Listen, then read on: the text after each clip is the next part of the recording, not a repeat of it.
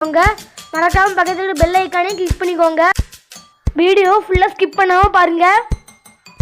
வாங்க அந்த கேக் எப்படி செய்யறதுன்னு பார்ப்போம்.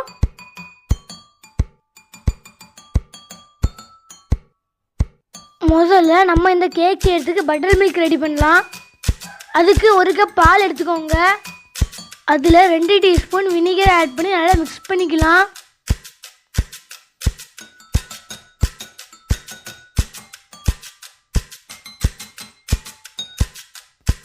ஓகே, பட்டர் மில்க் ரெடி ஆயிடுச்சு. இப்போ நம்ம இதை ஒரு பக்கம் ஒதுக்கி வச்சிடலாம்.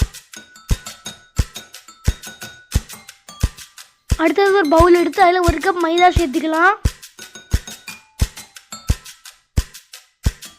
கூடவே 1/4 cup cocoa powder, 3/4 teaspoon baking powder, கடைசியாக 1/2 டீஸ்பூன் பேக்கிங் சோடா சேர்த்து மிக்ஸ் பண்ணிக்கிட்டே சளிச்சிக்கலாம்.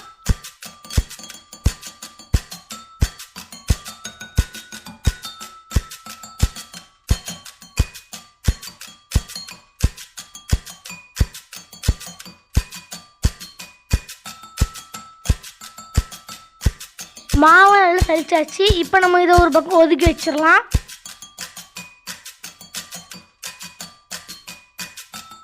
அடுத்தது 3 முட்டையை எடுத்து நல்லா பீட் பண்ணிக்கலாம்.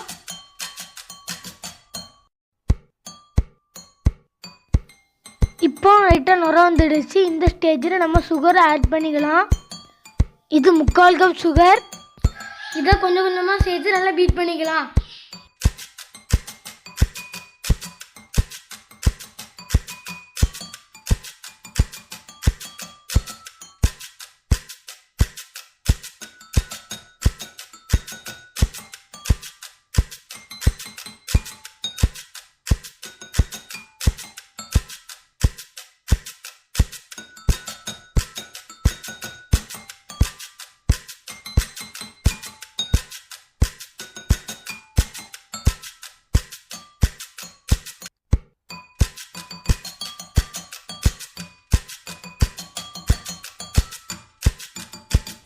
பாருங்க, நுர நல்லா பொங்கி வந்திருக்கு.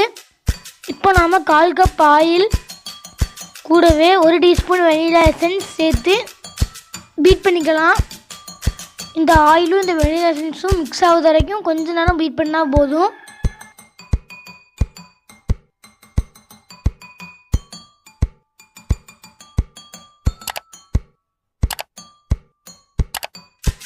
இப்போ முட்டையை நல்லா பீட் பண்ணியாச்சு. இப்போ கொஞ்சமாக ஃப்ளோர் மிக்சர் சேர்த்துக்கலாம். கூடவே நம்ம முதல்ல ரெடி பண்ணி வச்சிருந்த பட்டர் மில்கையும் கொஞ்சம் சேர்த்துக்கலாம். இப்போ நம்ம இதை ஸ்லோவாக ஸ்பேட்சில் வச்சு மிக்ஸ் பண்ணிக்கலாம். மிக்ஸ் பண்ணும்போது இந்த மாதிரி ஃபோல்டிங் மெத்தடில் மிக்ஸ் பண்ணிக்கோங்க. அப்போ தான் நம்ம கேக்கு நல்லா சாஃப்டாக அழகாக வரும்.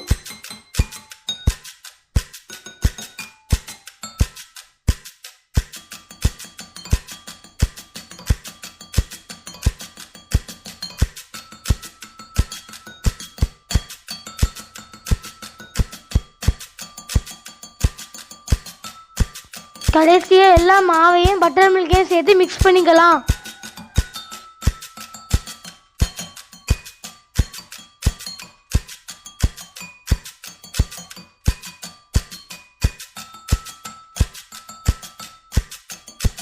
நம்மளோட கேக் பேட்டர் ரெடி ஆயிடுச்சு. இன்னும் நம்ம அதை பேக் பண்ணிக்கலாம்.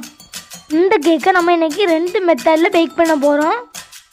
ஃபஸ்ட்டு ஒரு மோல்டு எடுத்து அதில் கொஞ்சமாக ஆயில் அப்ளை பண்ணிக்கலாம். மோல்டோட எல்லா பக்கமும் ஆயில் அப்ளை பண்ணிக்கோங்க. ஆயில் அப்ளை பண்ணியாச்சு. இப்போ நாம் அதில் பட்டர் பேப்பர் வச்சிடலாம்.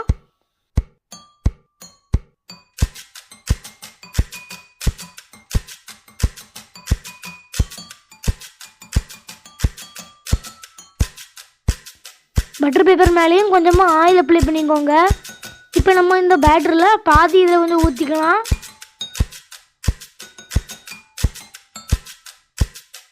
இப்போ 2-3 தடவை நல்லா தட்டிக்கோங்க.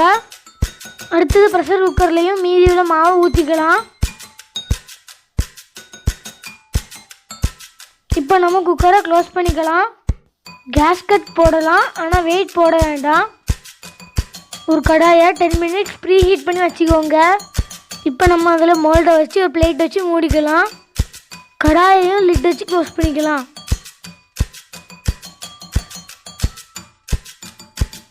அதே மாதிரி தோசை தாவாயையும் 10 மினிட்ஸ் ப்ரீ ஹீட் பண்ணிக்கோங்க. இந்த குக்கரையும் நம்ம தாவா மேலே வச்சிடலாம். இந்த கேக்கை நம்ம 25லேருந்து 30 நிமிஷம் வரைக்கும் லோ ஃப்ளேமில் வச்சு குக் பண்ணிக்கலாம். நாம் 2 பாத்திரத்தில் தனித்தனியாக வச்சுருக்கனால இந்த கேக் ரொம்ப சீக்கிரமாக குக் ஆயிரும். இப்போ 25 நிமிஷம் ஆயிடுச்சு. நம்ம ஓப்பன் பண்ணி பார்ப்போம்.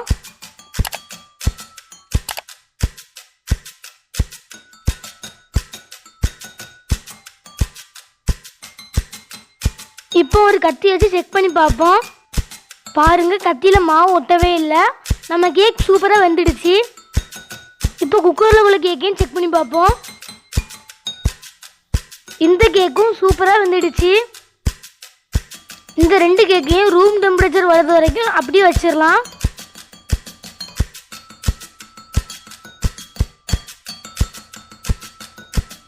இப்போ நம்மளோட கேக் நல்லா ஆறிடுச்சு. அதில் உள்ள பட்டர் பேப்பரை இப்போ நாம் ரிமூவ் பண்ணிக்கலாம்.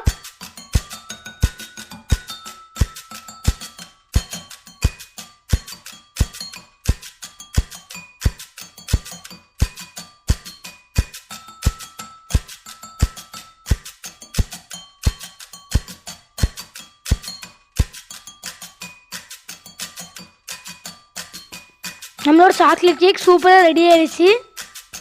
இன்றைக்கி நம்ம லேயர் டைப் கேக் பண்ண போகிறோம். அதனால் இந்த மாதிரி வெட்டி வச்சுக்கோங்க.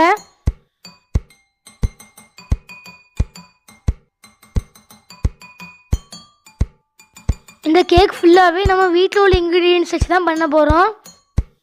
அடுத்தது கேக்குக்கு தேவையான சாக்லேட் விப்பிங் க்ரீம் எப்படி செய்கிறதுன்னு பார்ப்போம். அதுக்கு 3 முட்டையோட வெள்ளைக்கரு எடுத்துக்கோங்க. அதில் 1 டீஸ்பூன் லெமன் ஜூஸ் சேர்த்துக்கோங்க.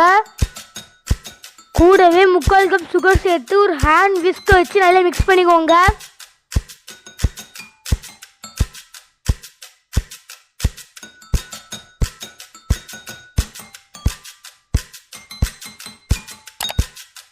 இதை நல்லா மிக்ஸ் பண்ணியாச்சு. இப்போ ஒரு பாத்திரத்தில் கொஞ்சமாக தண்ணி வச்சு ஹீட் பண்ணிக்கோங்க. தண்ணி வந்து 1/4 வச்சா போதும். ஸ்டவ்வை லோ ஃப்ளேம்லேயே வச்சு குக் பண்ணிக்கோங்க. நமக்கு இந்த சுகர் மெல்ட் ஆனால் போதும். ஆனால் முட்டை வந்து குக்காகாமல் பார்த்துக்கோங்க. இப்போ சுகர் நல்லா மெல்ட் ஆகியாச்சு. இந்த ஸ்டேஜில் நம்ம இதை வெளியே எடுத்துடலாம். இப்போ இது ஆறிடுச்சு. இப்போ இதை தொட்டு பார்த்தா லைட்டாக ஒரு சிற சூடு தான் இருக்குது. இந்த டைமில் நம்ம பீட் பண்ணிக்கலாம்.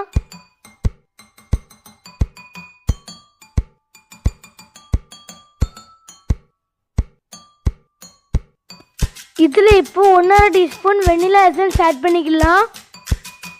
இப்போ மறுபடியும் நல்லா பீட் பண்ணிக்கலாம். நல்லா ஹை ஸ்பீடில் வச்சு பீட் பண்ணிக்கோங்க.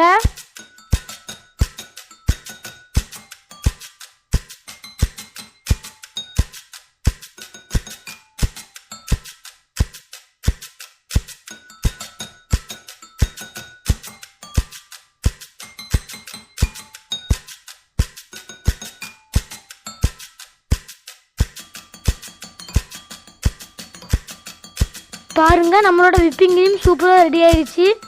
இதில் இப்போ நாம் 2 tablespoon cocoa powder add பண்ணிக்கலாம். இப்போ மறுபடியும் லைட்டாக பீட் பண்ணிக்கோங்க.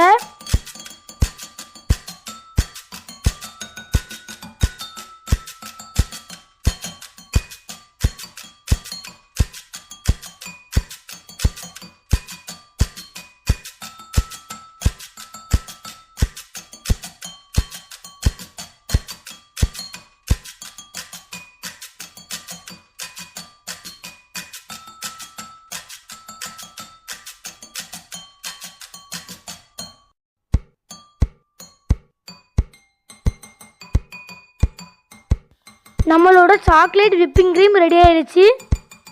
அடுத்தது ஃப்ரெஷ் க்ரீம் சாக்லேட்ஸ் எதுவுமே இல்லாமல் ஒரு சாக்லேட் கெனாஸ் தான் செய்ய போகிறோம். அதுக்கு 1/2 cup cocoa powder, 2 tablespoon cornflour, அடுத்தது 1/2 கப் சுகர், கூடவே 2 பிஞ்ச் சால்ட் ஆட் பண்ணிக்கலாம். இப்போ இது எல்லாத்தையும் நல்லா மிக்ஸ் பண்ணிக்கலாம்.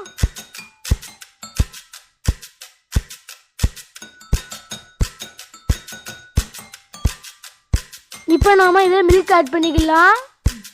டோட்டலாக இதுக்கு 1/2 கப் பால் தேவைப்படும். முதல்ல ஒரு கப் பாலை கொஞ்சம் கொஞ்சமாக சேர்த்து மிக்ஸ் பண்ணிக்கலாம்.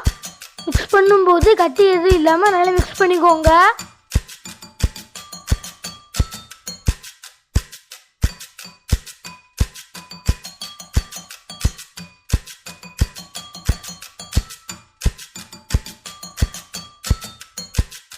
இப்போ அடுத்தது அரை கப் பாலையும் சேர்த்து நல்லா மிக்ஸ் பண்ணிக்கலாம்.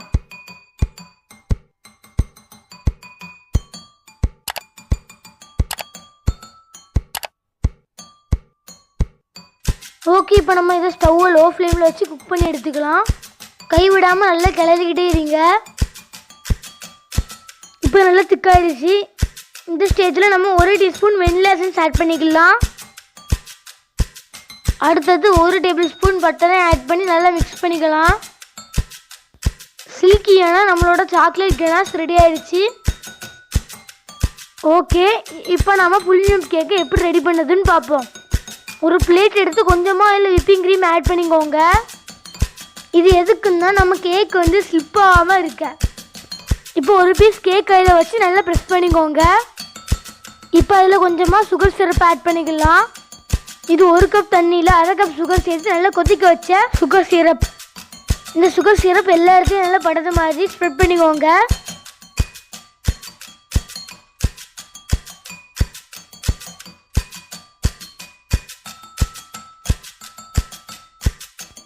அடுத்தது நாம் முதல்ல ப்ரிப்பேர் பண்ணி வச்சுருந்த சாக்லேட் க்ரீமை ஆட் பண்ணிக்கலாம். இந்த க்ரீமையும் நல்லா ஸ்ப்ரெட் பண்ணிக்கோங்க.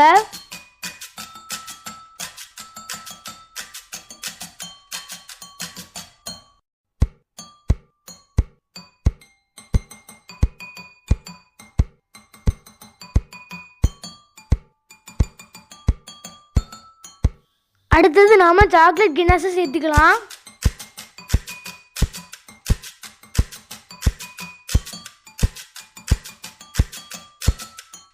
இப்போ கொஞ்சமாக நட்ஸ் ஆட் பண்ணிக்கோங்க. இது ஆப்ஷனல் தான், உங்களுக்கு வேணும்னா நீங்கள் போட்டுக்கலாம். இப்போ அடுத்த பீஸ் கேக்கை வச்சு மாதிரி செஞ்சுக்கலாம்.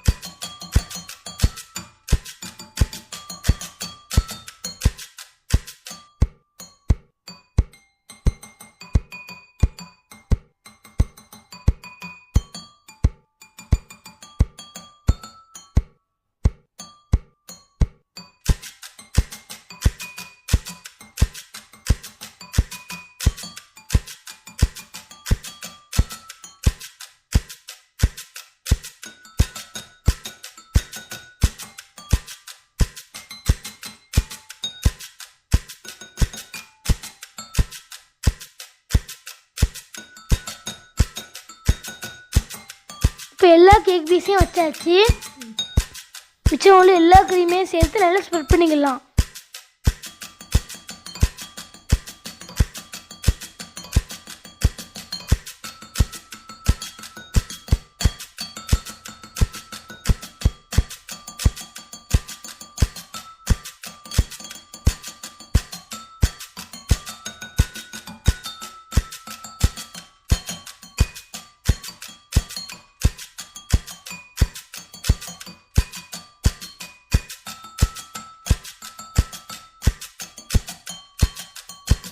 இந்த க்ரீம் நல்லா செட் ஆகிறதுக்கு வேண்டி நம்ம இது 1 hour ஃப்ரிட்ஜில் வச்சுக்கலாம்.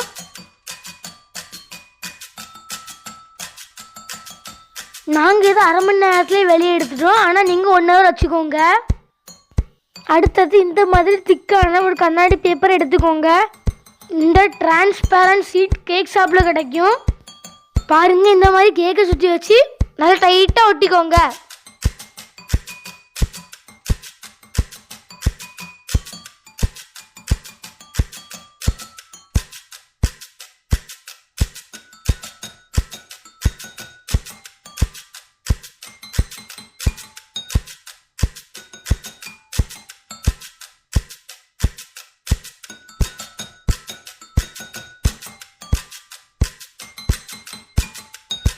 இப்போ நாம இதில் மிச்சம் உள்ள சாக்லேட் கெனர்ஸ் ஆட் பண்ணிக்கலாம்.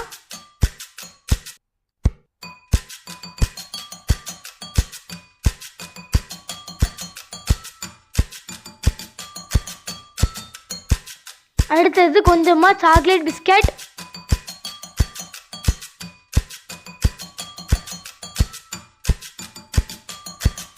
அடுத்தது கொஞ்சம் நட்ஸு,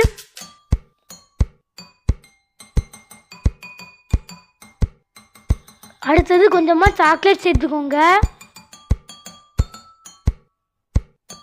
இதை இப்போ பார்க்கும்போதே சாப்பிடணும் போல இருக்கு. அவ்வளோ சூப்பராக இருக்கு பார்க்க. இப்போ இந்த கண்ணாடி பேப்பரை நம்ம மெதுவாக இழுத்து எடுத்துக்கலாம்.